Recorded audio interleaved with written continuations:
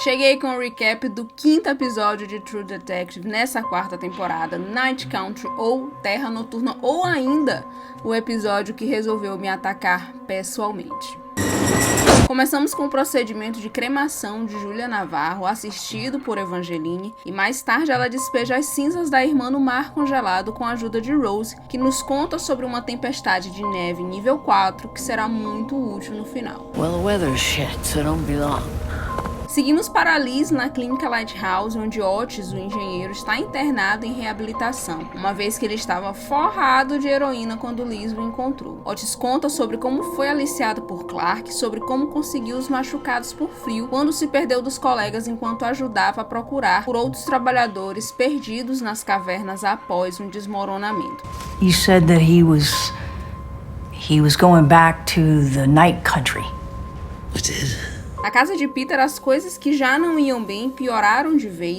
Kyla chega no seu limite, faz a mala do marido e o põe pra fora de casa. Peter vai pra casa do pai e antes de entrar o ouve tocando uma moda sobre solidão e corações partidos. Essas duas cenas juntas foram a primeira vez que esse episódio me atacou.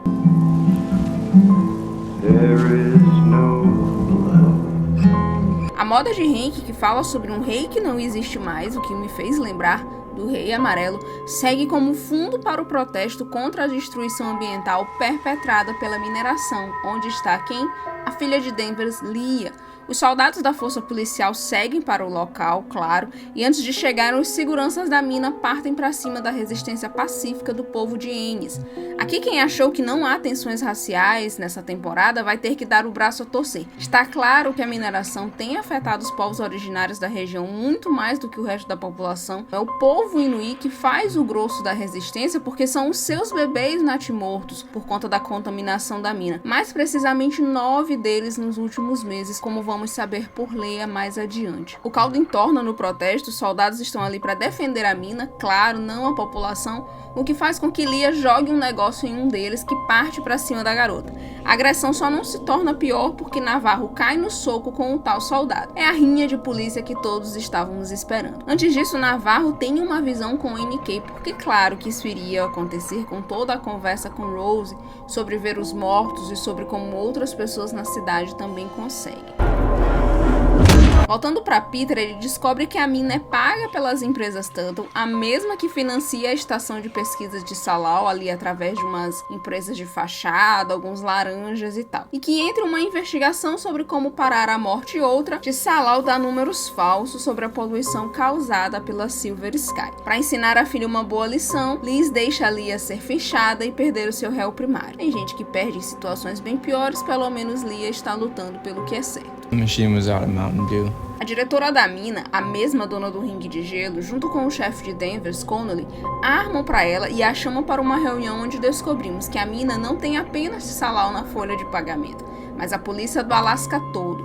A autópsia feita em Anchorage, a maior cidade do estado, volta com resultados claramente forjados de que os cientistas morreram em uma avalanche. NK foi até a caverna descobrir o que a mina tem escondido de todo mundo e isso causou sua morte, o que nos diz que a caverna esconde as respostas para o assassinato de Anne e ainda o que tem causado as outras tragédias em Ennis, como a intoxicação das mulheres grávidas que resultam nos bebês natimortos. O caso dos cientistas é encerrado mesmo com Clark ainda desaparecido. Liz em um primeiro momento joga a toalha até porque o chefe a pressiona por saber da verdade, ainda que não toda, sobre o caso Wheeler. E falando do caso Wheeler, a gente fica aqui com 50% Liz pode ter atirado, porque o Wheeler estava assobiando Twist and Shout, e essa música deixa a detetive atordoada por conta da morte do filho Holden. 50% Navarro pode ter atirado, porque o Wheeler vinha agredindo a namorada há tempos, e ela e Liz iam até a casa sempre que ocorria, fazendo a situação insuportável para Navarro, por ela lembrar do que houve com a própria mãe. Mas para mim está quase 100% certo de que foi Liz que disparou, porque no final desse episódio veremos Navarro falsificando uma nova cena do crime, uma coisa que ela parece ter um certo costume em fazer. Henry. Hey. Na conta das atrocidades da diretora da mina, ela manda Hank se desfazer de Otis, o engenheiro, para que Denver e Navarro jamais cheguem à caverna onde Anne foi morta, possivelmente por essa mesma diretora. Mais tarde, Evangeline vai lavar roupa na lavanderia da avó da esposa de Peter, tem uma visão com Anne ou com a mãe dentro da máquina de lavar e conversa com Kayla sobre a avó dela estar em outra cidade fazendo um tratamento dentário. Essa parte foi assim tão específica que pareceu até estranha, né? O namorado de Navarro entra na lavanderia com um cara que lhe conta sobre a espiral desenhada na pedra ser um aviso sobre desmoronamento nas cavernas de gelo. Segundo a avó desse moço lhe contou, a Terra Noturna seria uma dimensão dentro dessas cavernas. The ice would swallow them all. Repararam que a moça que falta 2 dedos e que foi agredida pelo companheiro, a Blair, aparece nessa hora? Ela entra suspeitíssima na lavanderia, apenas menos suspeita do que quando Danvers lhe mostrou uma foto da espiral, o que faz dessa a segunda vez que ela aparece suspeita em relação ao símbolo e apenas a terceira vez que ela aparece em toda a temporada. Liz vai até o cemitério Inuí e vê os pequenos caixões onde estão os corpos dos 9 bebês natimortos, guardados junto com outros mortos da vila que terão que esperar a terra descongelar para serem enterrados. O bebê que Liz lê as informações no caixão nasceu e morreu na mesma data que eu, 12 de dezembro. E essa foi a segunda e, graças a Deus, a última vez que esse episódio de True Detective me atacou pessoalmente.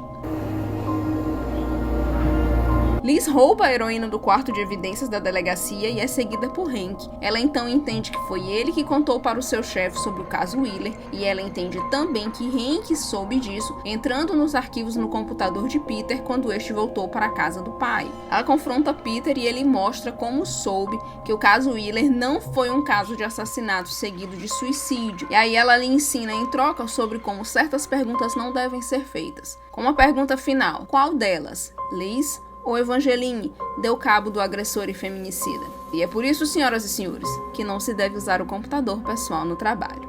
How many times I gotta tell you?